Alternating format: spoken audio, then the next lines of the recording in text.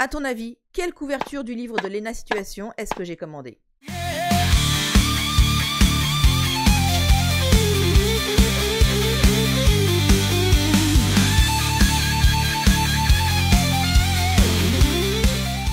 Léna, c'est elle. Je suis daltonien, 70% moins cher et il reste qu'une seule taille et c'est ta taille. C'est une influenceuse, pour ne pas dire la plus grande influenceuse de France au niveau de la mode. Et là, tu vas me dire, mais à quel moment, Karine, est-ce que tu t'intéresses à la mode? Mais je m'y intéresse pas! Regarde comment je suis sapée! Seulement, comme des milliers de gens, j'ai été happée par une stratégie marketing solaire, bien huilée et franchement géniale. Alors oui, tu pourrais croire que Léna, c'est juste une meuf stylée, mais pas du tout. Léna, elle a plus de 3 millions d'abonnés sur YouTube et elle frôle les 5 millions d'abonnés sur Instagram. Léna, c'est une machine de guerre créative, pour ne pas dire une machine de guerre du marketing. Léna, elle a un concept. Au mois d'août, depuis 9 ans, elle fait des vlogs. Elle en fait un par jour. 31 vlogs. Une cadence qui ferait fuir la moitié de YouTube. Et moi la première. Pourtant, il faut bien reconnaître qu'elle a des résultats d'enfer. Grâce à ses vlogs, elle a une communauté hyper engagée, elle a des millions de personnes qui la suivent et ses événements sont toujours un succès. Inutile de te dire qu'aujourd'hui son influence dépasse largement le milieu de la mode. Léna, elle est tellement connue qu'elle fait des collabs avec Pompot. Et comme beaucoup d'influenceurs et de personnes connues, Léna a décidé d'écrire un livre. C'était il y a 3 ou 4 ans. Elle a sorti un premier livre. Tout jaune, t'as pas pu louper la couverture. Et elle l'a sorti de mémoire, je crois, chez Robert Laffont. Elle a donc pris une maison d'édition pour l'aider à publier son premier livre, et c'était plutôt futé. Quand on n'y connaît rien, c'est pas toujours évident de faire tout seul. On en pensera ce qu'on veut de ce livre. Il y a eu des critiques de partout, il y a eu du buzz, du bad buzz, tout ce qu'on veut. On s'en fiche. Il n'empêche qu'aujourd'hui, il s'est vendu à plus de 370 000 exemplaires. Si t'as un doute, c'est plus qu'un best-seller là. Et coup de génie. Cette année, Léna sort son deuxième bouquin qui s'appelle Encore mieux. Et franchement, elle a sorti l'artillerie lourde au niveau de la communication. Laisse-moi t'expliquer son plan marketing parce que tu vas voir, moi je trouve ça top. Tout d'abord, Léna, elle se contente pas de faire une couverture pour son livre. Elle en fait 4. 4 très différentes. Une dans les tons de jaune qui rappelle un petit peu le premier bouquin qu'elle a sorti. Une plus verte avec un bel aplat qui lui apparaît plutôt comme une série en fait par rapport au premier livre. Et puis, il y a 2 autres photos très belles, l'une où c'est son visage en gros plan, souriant, solaire, et l'autre où elle est nue. L'idée de Léna, c'est que tu vas voter pour la meilleure couverture, mais avec ton portefeuille. Bref, tu vas acheter le livre avec la couverture qui te plaît le plus. Et à la fin, elle va faire les comptes au bout d'un mois, à la fin du mois d'août, et le livre qui aura été le plus vendu, eh bien, c'est cette couverture-là qui sera officiellement dans toutes les librairies.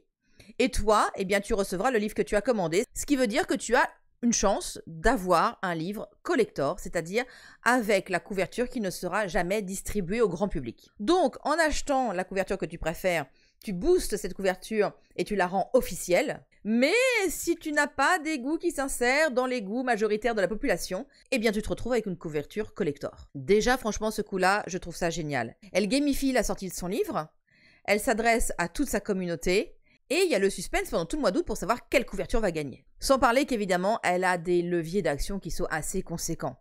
Tout d'abord, Léna, elle a des millions d'abonnés, donc c'est bien à eux qu'elle s'adresse tout le mois d'août 31 fois. Et bien évidemment, même si elle n'en parle pas tout à fait à chacun de ses vlogs, eh bien régulièrement, elle remet en avant le fait que son livre est en vente sur son site et que c'est le moment d'aller l'acheter pour mettre en avant la couverture que l'on préfère.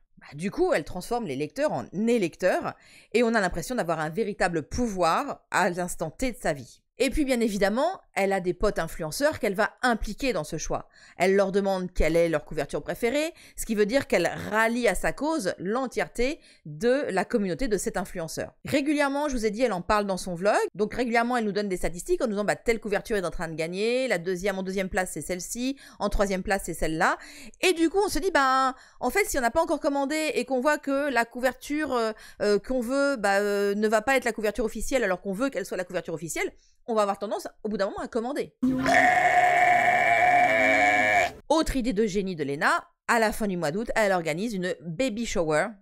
Mais en fait, c'est une book shower.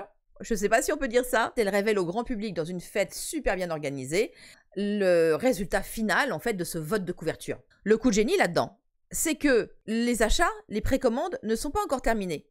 Ce qui veut dire qu'il reste encore 2-3 jours pour les personnes qui veulent commander leur bouquin pour, commander leur livre. Donc, le vote est fait. il n'y a plus d'impact au niveau du vote. Mais qu'est-ce qui se passe dans la tête des gens? Moi, je vais vous le dire. Parce que moi, j'ai commandé ce bouquin-là.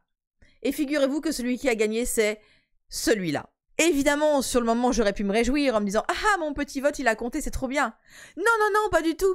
Elle crée une frustration dans notre cerveau et je vous assure que j'ai eu la pensée de me dire « Oh putain, est-ce que je vais aller en chercher un autre pour avoir une couverture collector ?» Ce qui veut dire que je suis certaine que dans la communauté de Léna, il y a des fans qui ont acheté les 4 couves. Le coup de génie de Léna, c'est qu'elle fait tout ça pour son deuxième bouquin en auto-édition. C'est-à-dire que là, elle n'a pris personne, à part bien évidemment, on imagine, des freelances, peut-être une agent aussi pour l'aider, etc. Mais en tout cas, elle maîtrise de A à Z la conception de son livre, sa fabrication et sa distribution. Finalement, elle fait en grand ce que toi et moi, on fait en plus petit. Et là, évidemment, on peut se dire, mais comment ça se fait que ça marche aussi bien? Alors, il y a des réponses évidentes qui sont, elle a une grosse communauté et elle a de l'argent. Parce que, évidemment, qu'à notre niveau de petit auteur, c'est compliqué de proposer 4 couvertures différentes en disant à nos lecteurs, t'inquiète pas, tu commandes celle que tu veux, tu l'auras forcément. Et puis, celle qui aura été le plus commandée deviendra la couverture officielle. C'est certainement trop compliqué, on n'a pas les budgets nécessaires pour faire ça. Même si, ma foi, j'avoue que j'adorerais faire un truc comme ça m'éclaterait. Mais ça, c'est mon côté un peu joueuse, vous me connaissez. Et puis surtout, ça marche parce que Léna, c'est un véritable soleil en fait. Elle est hyper inspirante, cette nana. Elle nous raconte sa vie, elle nous parle même parfois de ses échecs, et même ça, t'as l'impression qu'on peut s'en servir pour finalement aller plus loin, rebondir et continuer d'avancer. Il faut dire aussi qu'au bout de 9 ans, elle maîtrise parfaitement l'art du vlog, elle sait faire ses hooks, elle sait mener ça un peu comme une série Netflix, elle fait des mini-dramas, des fois, on se dit « Ah, mais ça venait de là en fait !» alors que c'était juste un petit truc et qu'on avait l'impression au début du vlog que c'était un truc énorme. Je pense par exemple au vlog où Seb Lafrite avait mal à une dent et voulait aller chez le dentiste. En fait, non, c'était une connerie totalement et elle s'est servie de ça en hook à l'entrée parce que du coup, on est resté en disant « Merde, il s'est fait mal !» Enfin, voilà. Bref, très clairement, les vlogs d'août de Léna, attention à toi, si tu mets le nez dedans, tu risques de les binge-watcher jusqu'au bout. Mais revenons au sujet qui nous préoccupe, cette histoire de livre. Est-ce que c'était prévisible que ce soit elle qui soit sélectionnée à la fin? Selon moi, un petit peu oui. Pourquoi? Parce que pour moi, Léna Situation a un territoire visuel qui est très marqué. Déjà, sa couleur, c'est le jaune. Pas le petit jaune gna, non, le jaune bien pétant, bien poussin, le bon petit jaune qu'on reconnaît. Elle en met partout dans ses vlogs, elle en porte volontiers sur elle, donc c'est quand même une couleur très vive. Et puis, Léna Situation, elle aime faire aussi des gros plans, elle a des vibes qui sont très affirmées au niveau de ses choix visuels et créatifs dans ses vlogs. Donc cette couverture-là, elle correspond quand même assez bien à ce qu'on pouvait s'attendre comme couverture finale. Pourquoi? Si on reprend la couverture jaune, pour moi, elle est trop proche de la première couverture du livre. Vous la mettez dans une librairie, les gens qui ne connaissent pas beaucoup Léna vont se dire « Ah ouais, c'est le livre de l'influenceuse » et ils vont pas tilter que c'est un nouveau livre. Donc pour moi, la couverture jaune, fallait pas qu'elle paraisse. Ensuite, vous avez la couverture où elle est nue. C'est super fun, c'est un clin d'œil, cette photo est très belle, mais je pense qu'elle a un petit côté un peu putaclic et surtout qui attire finalement une communauté qui n'est pas la communauté de Léna. La communauté de Léna est souvent une communauté assez jeune, je fais peut-être un peu exception à la règle, et c'est une communauté qui n'a pas forcément envie de la voir nue sur un livre. Donc en fait, cette image, même si elle est très belle, elle n'attire pas les bonnes personnes et les bons lecteurs. Le visage. Le visage, lui, coche un petit peu toutes les cases, hein, parce que de toute façon, Léna s'est construite sur sa propre image. C'est un sourire, ça rayonne, c'est solaire, c'est Léna, c'est pleinement elle et son livre. Cette couverture-là aurait pu tout à fait matcher. Seulement, vous allez me dire, pourquoi la verte alors ? Parce que je pense qu'en fait, elle répond plus à une espèce de lignée de couleurs qui s'inscrit dans la série du premier. Si vous mettez le premier et le deuxième livre côte à côte, je trouve qu'il y a un ensemble qui se fait, qui ne se fait pas avec le visage. Et c'est là où on se dit que finalement, heureusement que les lecteurs finalement ont bon goût dans leur ensemble, parce que, intuitivement, on a choisi finalement la couverture qui va certainement permettre à Léna d'attirer encore plus de lecteurs une fois que ce livre sera en librairie. Bref, je vous le disais en intro, j'ai craqué. J'ai pris ce livre-là et je suis très impatiente de le recevoir fin octobre pour voir un petit peu ce qu'il contient. Évidemment, ça va parler de la vie de Léna, ça va parler de sa philosophie de vie, mais finalement, ça me convient, c'est très sympa et le jeu m'a beaucoup amusé pendant le mois d'août. Est-ce qu'à côté de ça, je suis devenue accro au vlog d'août? Peut-être. Est-ce que je me suis aussi regardé les premières saisons pour voir? Peut-être aussi.